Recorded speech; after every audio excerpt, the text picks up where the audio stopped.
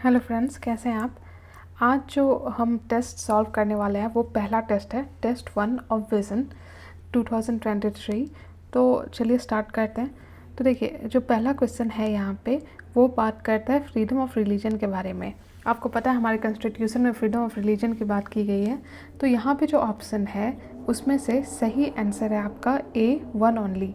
क्योंकि देखिए, जो हमारा फ्रीडम ऑफ रिलीजन जो कॉन्स्टिट्यूशन में है उसमें अगर ये बात कही गई है कि आप किसी भी रिलीजन को फॉलो कर सकते हो, तो साथ में ये भी उसका एक अपोजिट मीनिंग है कि आप अगर चाहो तो किसी रिलीजन को ना फॉलो करो। मतलब ये मैंडेटरी नहीं है कि आप किसी रिलीजन को फॉलो ही करो, ठीक है।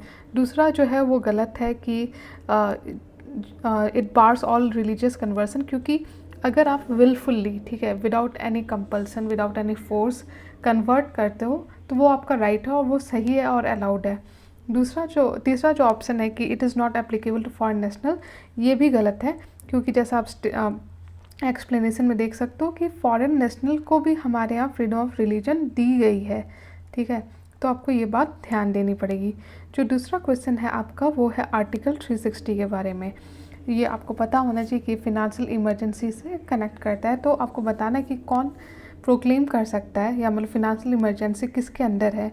तो इसका जो सही आंसर है वो है प्रेसिडेंट। हमारे प्रेसिडेंट ही डिसाइड करता है कि जो फ़िनांशियल इमरजेंसी है वो लागू होना चाहिए कि नहीं, अगर वो सेटिस्फाइड है कि ऐसा कोई सिचुएशन आ गया है कि फ़िनांशियल स्टेबिलिटी या इंडिया के क्रेडिट पे असर पड़ेगा। जो तीसरा क्वेश्चन है वो है आपका फॉरेस्ट ऑफ इंडिया रिपोर्ट 2021 पे। तो इसमें जो स्टेटमेंट है, अगर आप यहाँ पर देखो तो साथ में आपको लिखा है कि बताना है कौन नॉट करेक्ट है। तो देखिए, इसका जो सही आंसर है वो है D1, 2 एंड 3, मतलब तीनों ही ऑप्शन गलत है।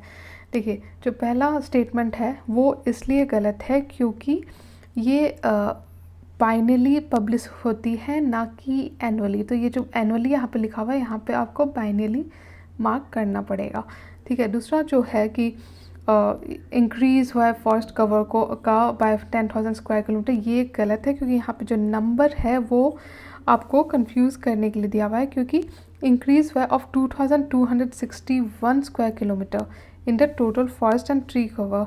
तो यहाँ पे 2,261 होना चाहिए, ना कि 10,000 स्क्वायर किलोमीटर, ठीक है। और उसी तरह स्टेटमेंट 3 भी गलत है, क्योंकि ये जो स्टेट है यहाँ पे वो गलत लिखा हुआ है। यहाँ पे जो स्टेट है वो होना चाहिए आपका आंध्र प्रदेश, ठीक है। तो maximum increase in forest cover in last 2 year कहाँ हुआ है, तो आंध्र प्रदेश में हुआ है। जो अब नेक्स्ट क्वेश्चन है, क्वेश्चन नंबर 4, ये देखिए पार्लियामेंट्री सिस्टम के बारे में है, और आपको बताना है कि क्या क्या सिमिलरिटी या डिसिमिलरिटी है बिटवीन इंडियन पार्लियामेंट्री सिस्टम और ब्रिटिश पार्लियामेंट्री सिस्टम। इसमें जितने ऑप्शंस दिए हुए हैं उसमें से सही आंसर है 3 सी, मतलब कि 3 ओनली। माने कि दोनों ब्रिटिश और इंडियन पार्लियामेंट्री सिस्टम में क्या सिमिलरिटी है, तो दोनों में मेजॉरिटी पार्टी रूल है।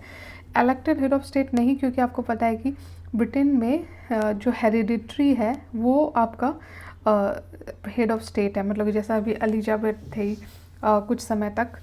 तो उस वजह से जो इलेक्टेड हेड है वहाँ हेरिडिटरी है, और हमारे यहाँ इलेक्टेड हेड है।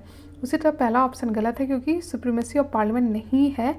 अगर आप इंडिया में देखो, इंडियन पार्लियामेंट जो है वो सॉवरेन बॉडी नहीं है, ठीक है। इसलिए यहाँ पे पहला ऑप्शन भी गलत है। क्वेश्चन नंबर 5 अगर आप देखो तो ये नीति आयोग के बारे में है कि कौन सा जो है इनमें से जो ऑप्शन है वो अपॉइंट होते हैं बाय प्राइम मिनिस्टर।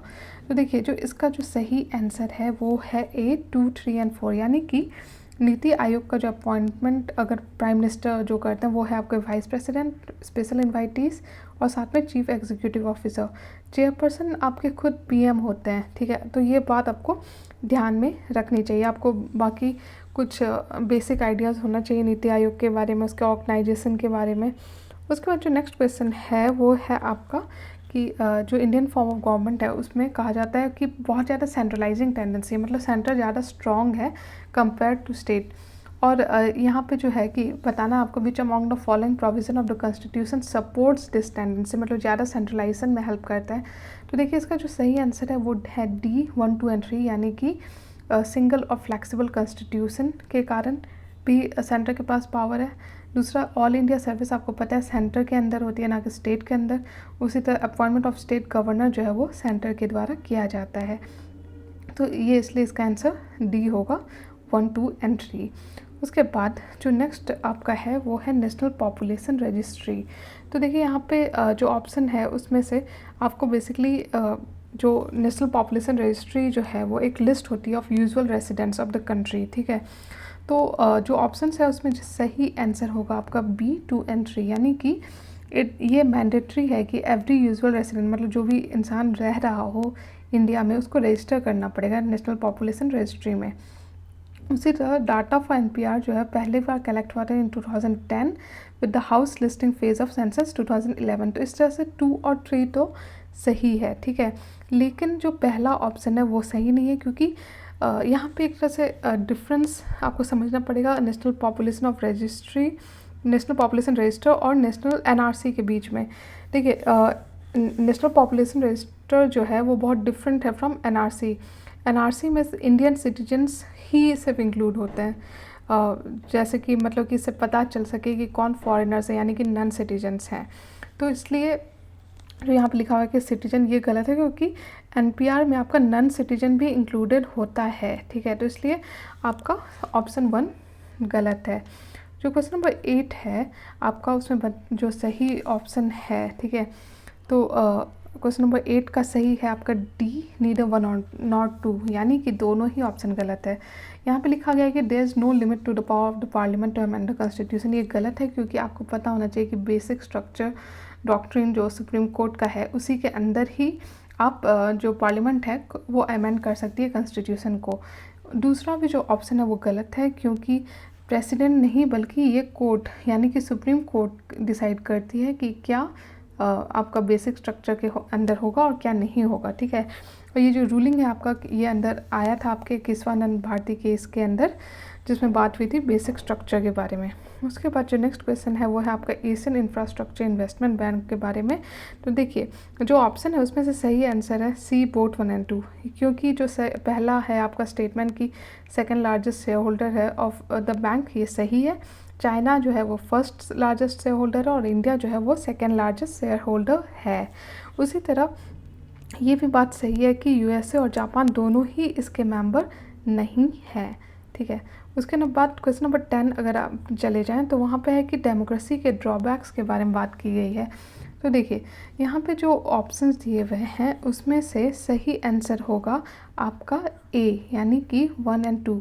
मतलब कि अगर हम पॉजिटिव में देखें तो देखिए बहुत सारे लोग जब एक साथ मिल के डिसाइड करते हैं डेमोक्रेटिकली, तो आपका रैश या इरेस्पॉन्सिबल डिसीजन मेकिंग में हेल्प मतलब कि स्टॉप करने में, मतलब कि जल्दबाजी में कोई डिसीज़न नहीं लिया जाता, सब सोच समझ में के डिसीज़न लिए जाते हैं। तो इसलिए 3 आपका पॉजिटिव है और इसलिए ये ऑप्शन नहीं है। जबकि 1 और 2 सही बात है कि ये ड्रॉबैक है डेमोक्रेसी का, क्योंकि लीडर जो है वो चेंज होते रहते हैं ना डेमोक्रेसी, इसके कारण इंस्टेबिलिटी आती है। दूसरा भी ऑप्शन सही है, क्योंकि डेमोक्रेसी के कारण करप्शन भी हो सकता है, क्योंकि ये इलेक्ट्रल कंपटीशन के ऊपर है। तो इस तरह से हमने question number 1 to 10 of vision test 1 discuss कर लिया। आई होप आपको वीडियो अच्छा लग रहा है। अगर अच्छा लग रहा है, समझ में आ रहा है क्वेश्चन आंसर, तो प्लीज़ लाइक कीजिए और मेरे चैनल को सब्सक्राइब कीजिए। Thank you.